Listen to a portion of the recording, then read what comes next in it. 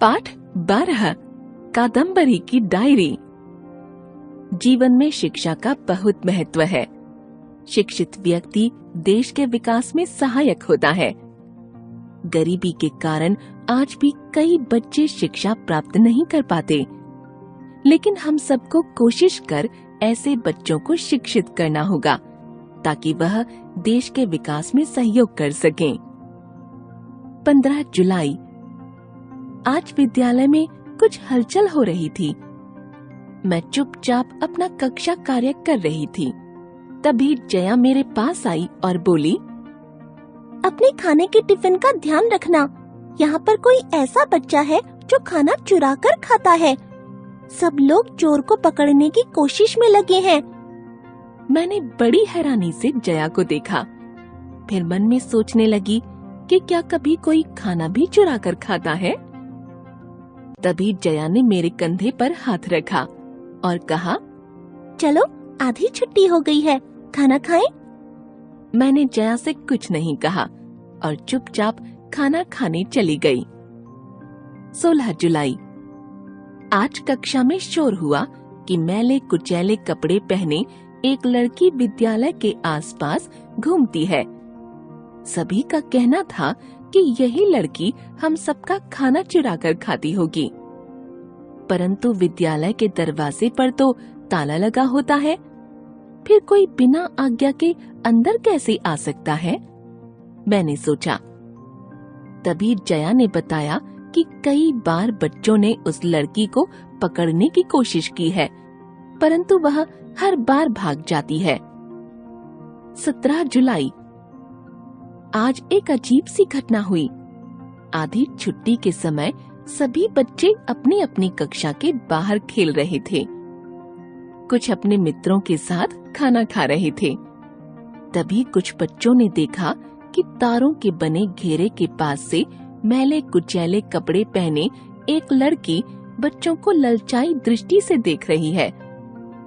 उसे देखते ही कुछ बच्चे उसे पकड़ने के लिए उसकी तरफ भागे।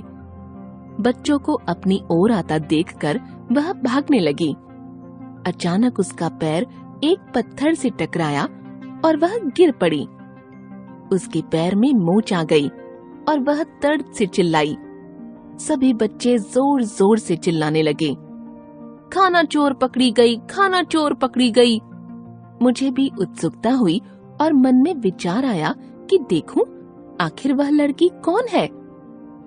जब मैं वहां पहुंची तो उस लड़की को देखकर मुझे उस पर बहुत दया आई। वह बहुत घबरा रही थी और दर्द एवं डर के मारे कांप रही थी। मैंने सबसे प्रार्थना की कि वे उसकी सहायता करें और तुरंत उसे अस्पताल ले चलें। परंतु यह लड़की तो चोर है, बड़ी मुश्किल से हमने इसे पकड़ा है। भीड़ में से आवाज आई, यह लड़की चोर है या नहीं, इसका निर्णय तो बाद में हो जाएगा। मैं जोर से चिल्लाई, परंतु मेरी बात किसी ने भी नहीं सुनी। तब तक वहाँ प्रधानाचार्य और कई अध्यापिकाएं भी आ गई थीं। मैंने उनकी सहायता से उस लड़की को अस्पताल पहुंचाया। वहाँ डॉक्टर ने तुरंत उसका उपचार किया और कहा, मैंने इसे दवाई दी है, इसे ठीक होने में 1 सप्ताह का समय लगेगा, परंतु इसे रोज सुबह 8 बजे पट्टी करवाने अस्पताल आना पड़ेगा।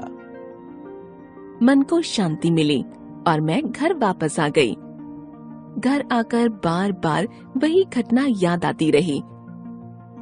स्वार्थी होना, दिखावटी व्यवहार, निर्दयता, क्या यही है हमारी शिक्षा? मेरा मन उदास हो गया। मैंने मन में दोबारा उस लड़की से मिलने का निश्चय किया। 18 जुलाई। आज मैं सुबह सुबह अस्पताल पहुंची। मैंने उसका नाम पूछा। उसने अपना नाम बाला बताया और धीरे से मेरा हाथ पकड़ते हुए बोली, मैं चोर नहीं हूँ, मैंने कभी खाना नहीं चुराया।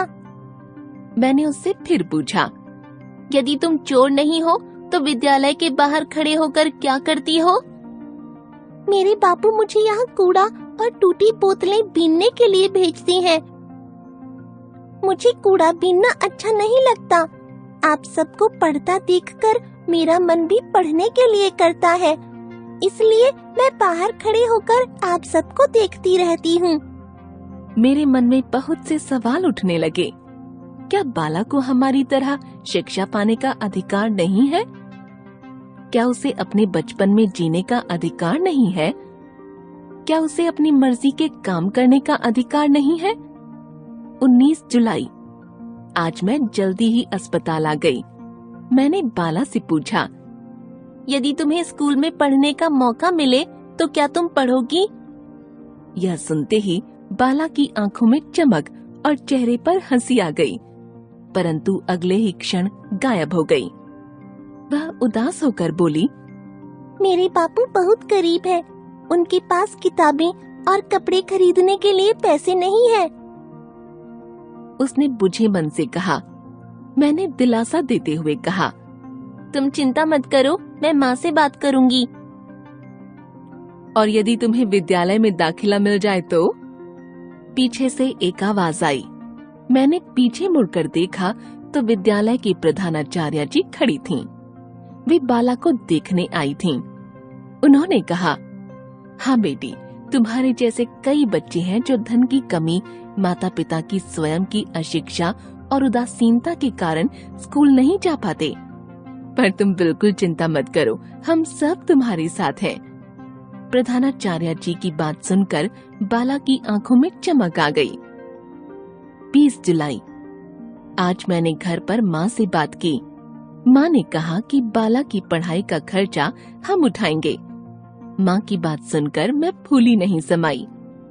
आज मुझे अपने प्रयास पर बहुत खुशी हो रही है। 28 जुलाई। आज मैं कई दिन बाद डायरी लिख रही हूँ, पर आज अच्छा लग रहा है। मन में बहुत संतोष है। आज स्कूल में बाला को देखकर मेरी आंखों में खुशी के आंसू आ गए। संकलित